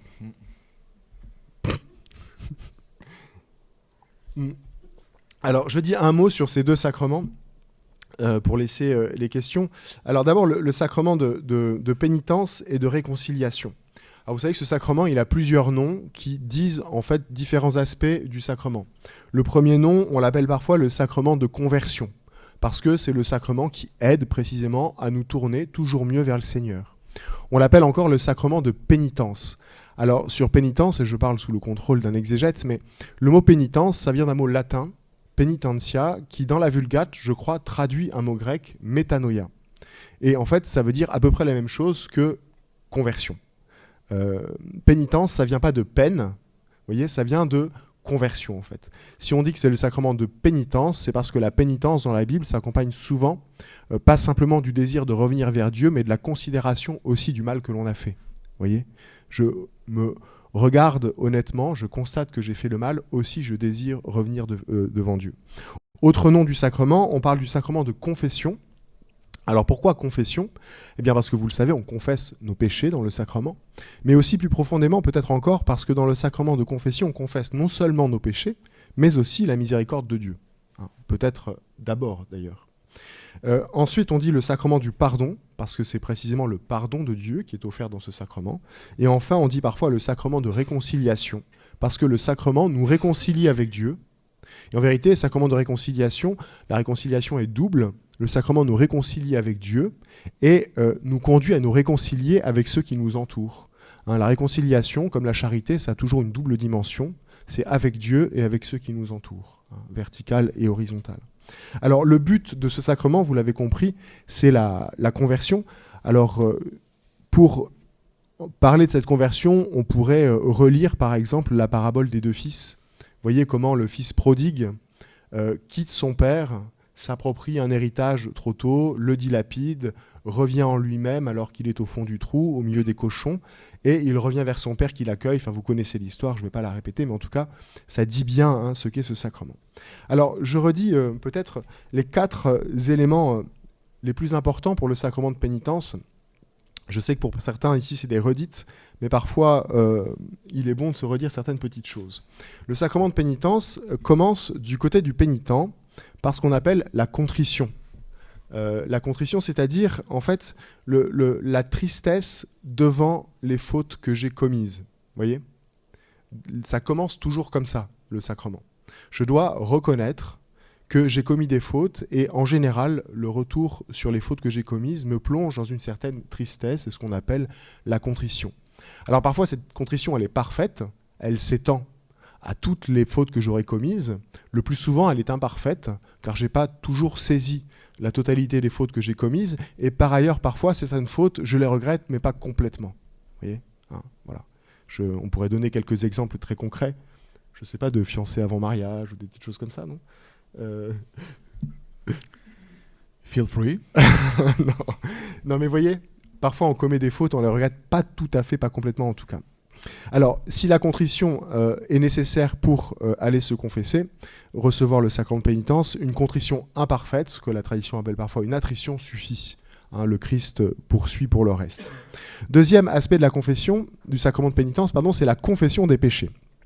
Alors, je vous ai dit, on confesse la miséricorde, mais on confesse aussi des péchés. Alors, il s'agit de confesser vraiment des péchés.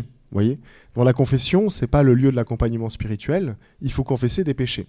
Et les péchés qu'il faut confesser, c'est d'abord les péchés mortels, ceux qui coupent de la vie de Dieu, ceux qui tuent en moi la vie de la grâce. On peut aussi confesser des péchés véniels, puisqu'il est toujours bon de le faire, ça aide ensuite pour la conversion. En tout cas, la confession, le sacrement de pénitence, c'est la confession des péchés. Vous voyez, et quand on confesse un péché, c'est-à-dire on confesse un acte mauvais. Vous voyez, on ne confesse pas un vice, quoi. Par exemple, on ne va pas voir son confesseur en lui disant je suis orgueilleux. Ça, tout le monde l'est, quoi. Je suis, je sais pas moi, je suis touché par l'acédie. C'est-à-dire j'ai quelques difficultés devant le travail qui m'est proposé parfois. Voyez. Ouais, l'acédie, ouais. C'est le dégoût des choses, ouais, pour le dégoût des choses spirituelles. Mais vous voyez, donc ça c'est des vices. C'est-à-dire c'est des mauvais plis en nous qui nous pousse à poser des actes mauvais. Ce qu'il faut confesser, ce n'est pas le vice, mais l'acte mauvais. Je suis orgueilleux, c'est-à-dire j'ai pensé que j'étais vraiment plus fort qu'un tel. J'ai pensé qu'en quelques minutes, j'aurais pu vous parler, par exemple, parfaitement du mystère du mal et du mystère de Dieu. Oui. Un petit peu orgueilleux. C'est ce qui n'est pas le cas de Charles, puisqu'il m'a appelé tout à l'heure en panique pour me dire comment je vais faire, quoi. Pas du tout orgueilleux. Seigneur, je te l'offre. Ouais. Non mais je me venge parce que vous le voyez pas, mais il en fait plein. Et moi je révèle au grand jour. Donc deuxième. Alors, si je puis, on se confesse pas de tempérament non plus. Oui. Ou de tentation. Ou de tentation. Et on ne exactement. fait un confesse pas péché. les péchés des autres non plus. Ouais, c'est ce Ah que oui. ça, c'est la prochaine que j'allais dire. Ouais. On confesse les siens. Hein. Bon, allez, j'avance un petit peu. Le troisième aspect du sacrement de pénitence, c'est ce qu'on appelle Alors, l'absolution. je résiste pas, je résiste pas, une Ouais. petite blague. Ouais. À New York, il y a un grand centre, un peu comme Saint-Louis-d'Antin à Paris, où ça confesse à Tour-Larigot. Il y a des confesseurs, des franciscains. Et alors, donc, c'est une ville il y a beaucoup de monde, donc il y a beaucoup de confessions, etc. Donc, ils ont mis un petit panneau devant les confessionnaux, il y a 7 ou 8 confessionnaux, et ils mettent s'il vous plaît, par pitié pour ceux qui attendent derrière vous, ne confessez pas les péchés de votre femme, de votre mari, de vos enfants, de votre chef d'entreprise. Confessez vos péchés à vous, ça suffira largement. Voilà qui est bon. Et donc, troisième aspect du sacrement, c'est ce qu'on appelle l'absolution. C'est là que le pardon est donné. Alors l'absolution, c'est quoi? C'est le prêtre à qui vous confessez, ou l'évêque, puisqu'on peut se confesser qu'à un prêtre ou à un évêque, pas à un diacre ou à quiconque. L'absolution, elle est donnée donc par le prêtre par une formule particulière que vous connaissez peut-être. Et cette absolution, lorsqu'elle est donnée, c'est le moment en quelque sorte où en fait vous recevez, si vous êtes vraiment contrit et si vous avez vraiment confessé vos péchés, la grâce qui vous réconcilie avec Dieu, qui fait revivre en vous la grâce baptismale si elle était éteinte à cause d'un péché mortel que vous auriez commis. Vous voyez, c'est le moment. Alors l'absolution, elle est toujours, je redis, toujours personnelle. Il n'y a pas d'absolution collective, ça n'existe pas. Vous voyez ? L'absolution, elle est toujours donnée dans le cadre de ce qu'on appelle une confession auriculaire, c'est-à-dire 2 personnes, un prêtre à l'oreille, un prêtre et le pénitent. Il se peut que parfois, en cas de danger de mort imminent, un prêtre ou un prêtre invite à une forme d'absolution collective, c'est-à-dire dise la formule d'absolution, mais si vous survivez, il faut aller se confesser pour recevoir la grâce. Vous voyez ? Ouais. C'est-à-dire qu'il faut que le pénitent qui reçoit cette absolution dans un cas extrême, et extrême c'est vraiment... la conférence épiscopale en Italie a estimé que c'est tellement extrême que ça n'arrive jamais, donc interdiction punto basta. L'avion tombe. Mais il faut avoir il faut avoir la décision, le projet de, si on s'en sort, d'aller se confesser individuellement. Donc, oui, donc tous ceux qui... Enfin bref. Ouais, pour prolonger, c'est que, en fait, vous savez, quand vous avez un péché mortel sur la conscience et que vous en êtes à peu près certain, il faut faire intérieurement un petit acte de contrition, et un acte de contrition, et avoir le ferme propos d'aller se confesser dès qu'on pourra. Voyez ? Et si on a le ferme propos, alors la grâce est donnée. Mais encore faut-il aller se confesser. Oui, c'est ça. Donc il faut toujours, l'absolution est toujours personnelle. J'achève par ce qu'on appelle, c'est le 4e point pour la confession, ce qu'on appelle la satisfaction. Alors la satisfaction, c'est pas la satisfaction du pénitent parce qu'il est heureux, parce qu'il a reçu la grâce, c'est autre chose. J'en parlais tout à l'heure, le péché cause un désordre dans le monde. Il y a donc attaché au péché une peine, voyez ? Alors il y a la peine éternelle qui est remise par le pardon, et il y a la peine temporelle qui n'est pas remise par le sacrement de pénitence. Et donc le confesseur donne à celui qu'il vient de confesser ce qu'on appelle une petite pénitence, pour lui rappeler que d'une part, en fait, il a causé un désordre, et que comme quand on commet une injustice, il faut subir une peine, et donc c'est une petite peine, et c'est une peine qui lui rappelle que le désordre qu'il a causé poursuit son œuvre en quelque sorte dans le monde, sans qu'il soit tout à fait dégagé de ces peines temporelles. Ça, c'est une chose qu'on oublie parfois. Et c'est la raison pour laquelle il y a ce qu'on appelle dans l'Église des indulgences. Les indulgences dont vous avez nécessairement entendu parler puisque c'est une année jubilaire, c'est quoi l'indulgence? C'est l'Église qui, par la grâce du Christ, en quelque sorte, nous offre la possibilité d'obtenir comme l'effacement de toutes les peines temporelles. D'accord ? Autrement dit, on n'aura pas, après notre mort, si on est saint et qu'on a reçu l'indulgence plénière, à satisfaire encore un peu au purgatoire. C'est ça l'idée. Voyez ? Les indulgences, vous connaissez les conditions, 4 conditions. Première condition, il faut faire l'œuvre indulgencier, par exemple, passer une porte sainte. Deuxième condition, il faut se confesser et recevoir l'absolution. Troisième condition, communier, l'Eucharistie. D'accord ? Et 4e condition, prier aux intentions du pape. C'est les 4 conditions classiques pour l'indulgence. Ça dépend, il y en a d'autres, c'est un peu différent. Mais enfin, voyez. C'est pas prier pour le pape, c'est aux intentions du pape. peut aussi Vous prier pouvez pour prier lui, pour le hein, pape, c'est hein, bien. oui, c'est vrai. Ouais. C'est bien. Alors voilà pour le sacrement de pénitence. Je passe rapidement 3 minutes sur le sacrement des malades, l'onction des malades. Alors l'onction des malades, pour en parler, je vais prendre une image qu'a utilisée Benoît XVI et qui me semble assez lumineuse et qui nous permet de bien comprendre de quoi il est question quand on parle d'onction des malades. Dans une de ces conférences, il me semble, où c'était un message, je crois, à l'occasion d'une journée mondiale pour les malades, il a fait cette comparaison. Il a dit « Le sacrement des malades nous reconduit au double mystère du jardin des Oliviers ». Pour quelle raison ? Déjà, le double mystère du jardin des Oliviers, c'est le mystère de Gethsémani, donc la passion du Christ, vous savez, non pas ma volonté, mais ta volonté. Et l'autre mystère, dit-il, c'est là que la tradition rapporte que le Christ serait monté au ciel. C'est ce qu'il dit dans son texte. Je vois qu'il lève les yeux. En tout cas, le double mystère de Gethsémani. Alors pourquoi le double mystère du jardin des Oliviers ? Alors pourquoi fait-il cette comparaison ? Eh bien, il nous invite à considérer que ce sacrement n'a pas pour but d'abord de nous guérir de la maladie qui nous afflige, voyez, ou de la mort qui vient. Mais il a pour but plutôt de nous donner la force de pouvoir traverser l'épreuve. Vous voyez, c'est un petit peu différent. Il se peut que le sacrement guérisse la maladie, mais ce n'est pas l'effet recherché premier. Si le sacrement est un miracle, c'est celui de la guérison spirituelle.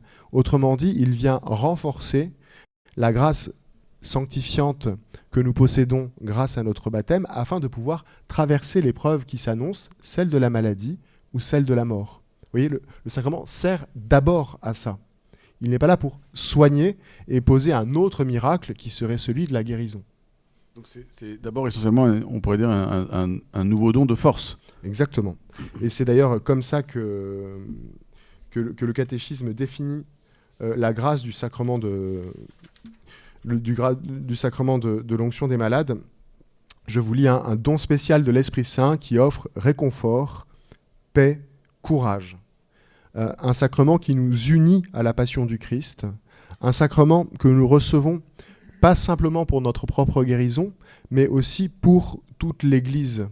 Autrement dit, celui qui souffre et qui est enrichi d'une grâce spéciale peut en quelque sorte trouver un certain sens à ses souffrances et, comme on dit, les offrir pour le salut de tous. Et enfin, cette grâce est donnée pour la préparation au dernier passage, c'est-à-dire la mort. Parce que je ne l'ai pas dit, le sacrement des malades n'est donné qu'à ceux qui sont malades d'une maladie qui pourrait causer la mort. Quand vous avez la grippe, vous n'allez pas recevoir le sacrement des malades, voyez. Quand vous avez le Covid, non plus, hein, en principe, non. Ouais. Enfin, ça dépend. Ouais, ça dépend aussi pour la grippe, en vérité. Mais comme vous êtes jeune, c'est rarement si grave que ça. Voilà. Alors, on peut effectivement aussi, dans certaines situations pastorales, donner le sacrement des malades à des gens qui ne vont pas mourir d'une maladie qui est chronique, mais dont la maladie est une telle épreuve qu'elle pourrait causer une forme de mort spirituelle. Je pense à quelques maladies, par exemple, graves, chroniques, qui sont physiques. On peut penser, je ne sais pas moi, des maladies, vous en avez en tête, mais peut-être aussi aux maladies psychiatriques ou psychiques. Parce que là, il y a une grande souffrance chez le malade. Ce n'est pas des maladies qui tuent, en général. Pourtant, c'est des maladies qui font vraiment souffrir. Celui qui l'a subi et ceux qui l'entourent. Il est possible que dans certaines situations, il soit bon de donner le sacrement des malades, voyez, parce qu'en fait, ces maladies conduisent à une forme de petite mort, quoi, même si c'est pas une mort physique. C'est vrai que je personnellement, mais après, il y a différentes pratiques pastorales, mais mon premier père spirituel, qui était un prêtre exorciste en Belgique, le donnait abondamment, ce sacrement des malades. Son évêque lui avait dit, Monseigneur Léonard, lui avait dit soyez généreux. Et de fait, c'est vrai on est trop, je trouve, trop chiche, trop radin dans le sacrement des malades. Ça ne veut pas dire qu'il faut le donner n'importe comment pour des raisons qui n'en sont pas sérieuses, donc pas pour une petite grippette ou. Mais faut pas c'est pas uniquement fait comme vous savez pour ceux qui vont passer l'arme à gauche, quoi. Donc c'est l'extrême onction pour ceux qui vont le recevoir pour la dernière fois dans ce dernier combat avant de mourir, ça c'est sûr. Et donc il faut continuer évidemment à le donner à tous ceux qui sont dans cette ultime étape de leur vie. Mais le Concile Vatican II a voulu l'élargir, hein, donc le donner aussi pas uniquement aux mourants. Voilà.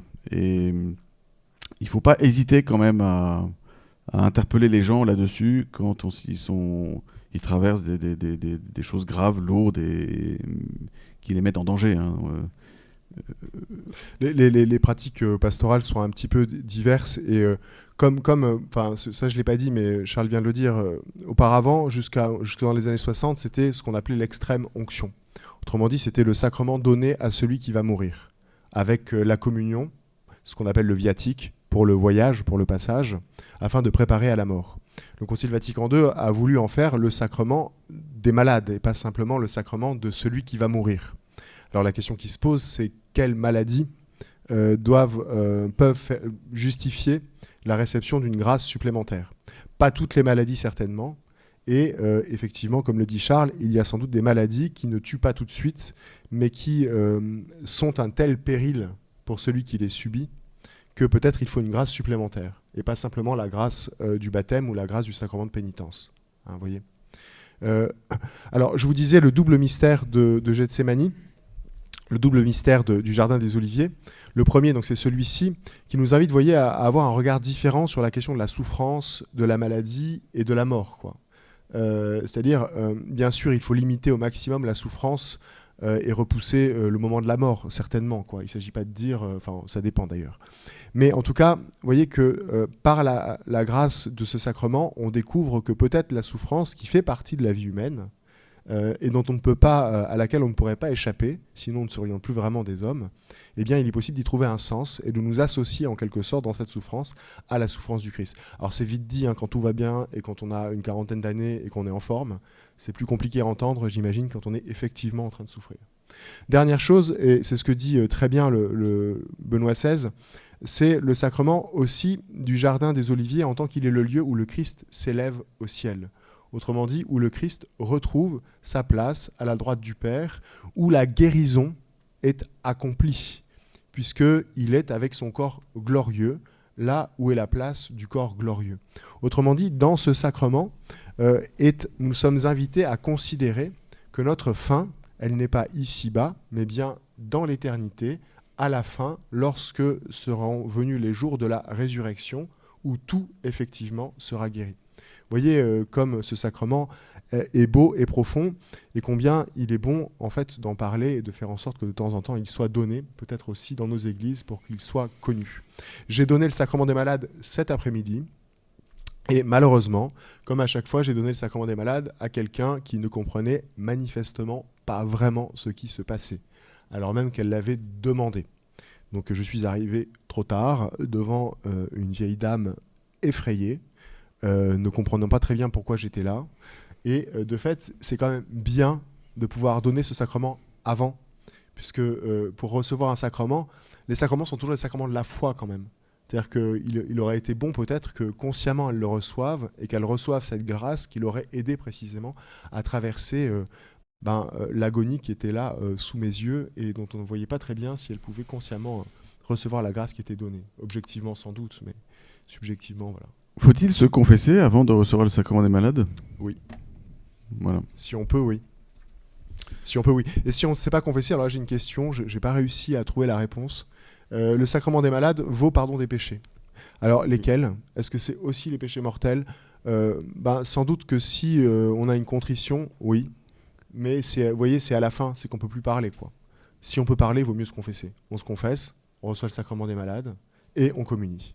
Voilà, donc c'est-à-dire qu'on ne peut pas proposer comme ça n'importe comment le sacrement des malades non plus. Il faut que la personne s'y prépare, puisque effectivement c'est un sacrement de guérison, mais de guérison de l'âme d'abord. Et donc le moyen ordinaire de recevoir le sacrement de la guérison, c'est le sacrement de confession. C'est pour ça aussi que seul un prêtre ou un évêque peut donner le sacrement des malades, parce que c'est lié directement à la question du sacerdoce et à la rémission des péchés. Est-ce qu'il y a des questions ?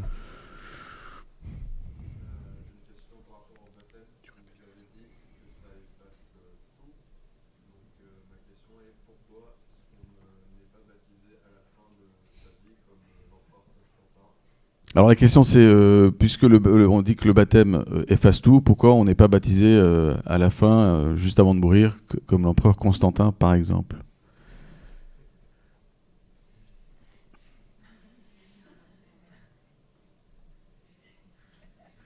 Non, mais il y a plusieurs manières de répondre. Vas-y. Ouais. La première réponse que je donnerais, c'est de dire, sans doute le baptême, on le reçoit personnellement, mais on ne le reçoit pas que pour soi.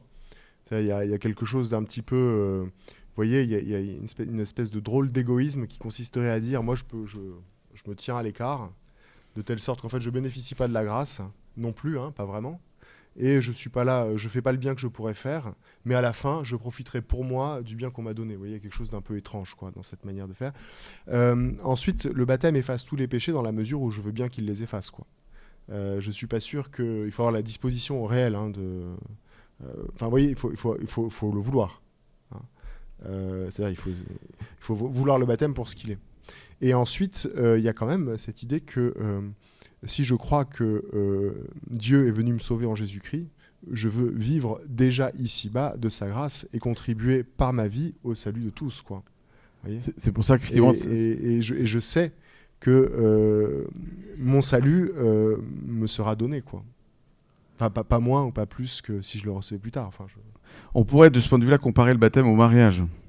Donc, c'est comme si on disait, bon, vu que le mariage, c'est quand même galère et compliqué, moi, je préfère me marier peut-être 1 mois avant ma mort que de me taper 50 ans de mariage, quoi. Bon, c'est un peu la parabole des ouvriers de la 11e heure, hein. Ils n'ont pas compris, ceux qui ont été embauchés à la première heure, qu'ils étaient beaucoup plus bénis que ceux qui ont été embauchés à la dernière heure. Donc ils voulaient rapiner plus de salaire, en disant bah nous on a travaillé toute la journée. Vous voyez, quand on se situe dans une perspective de l'amour, bah moi je préfère être uni à Dieu le plus vite possible et dès le début, plutôt que d'attendre. Et puis petite cerise sur le gâteau, bien malin celui qui connaît son heure de fin quand même, hein, parce que ouais. Une fois par mois, nous dans le bréviaire, on demande à Dieu de nous garder d'une mort imprévue et brutale. Donc c'est le sens aussi du Seigneur qui dit mais tu es fou, aujourd'hui même on va reprendre ta vie. Tu te comportes comme si tu n'allais pas mourir, mais en fait, nul ne sait, ni le jour, ni l'heure. Il y a une question qui était là. Quelle est la portée du sacrement des malades à quelqu'un qui le reçoit, mais qui a pas de chance, enfin, peu de risque, pas le risque de mourir, mais qui le reçoit quand même? Bah, il offre Tu peux répéter la question ? quelle est la portée du sacrement des malades pour quelqu'un qui n'a pas, qui a peu de chances de mourir? Le sacrement des malades, c'est pas un sacrement qui empêche la mort ou la maladie. C'est le sacrement qui me donne la force de traverser l'épreuve qui se présente.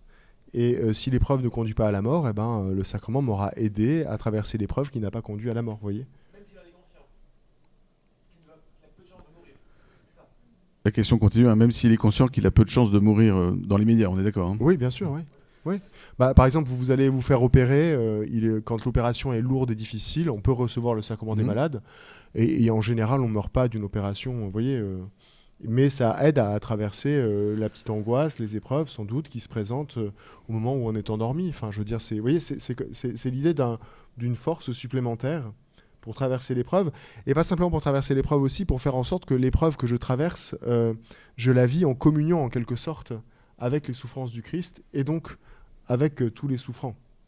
Vous voyez, c'est donner du sens à sa souffrance, quoi, hein. Il ne s'agit pas de dire que la souffrance a par elle-même du sens, mais vécue en présence avec le Christ, elle peut avoir un certain sens. Je vous mettrai peut-être sur le site un texte de Benoît XVI dans Spécial Vie sur cette question, hein, qui est assez pertinent. Alors, il y a un dernier point aussi. Alors, là, tout ce qu'on a dit jusqu'à présent, hein, c'est vraiment ce que l'Église enseigne. Voilà, moi, je vous dirais un truc, une pratique pastorale. Je peux comprendre que certains, peut-être que mes 2 frères ne seront pas du tout d'accord avec moi, qui me prendront pour un affreux laxiste. Moi, personnellement, je donne le sacrement des malades à des couples qui n'arrivent pas à avoir d'enfants. Alors, je m'explique, hein. C'est-à-dire que je ne le donne pas comme ça tout de suite, ils sont mariés depuis 1 an, et puis non, il faut quand même qu'il y ait un réel dysfonctionnement constaté.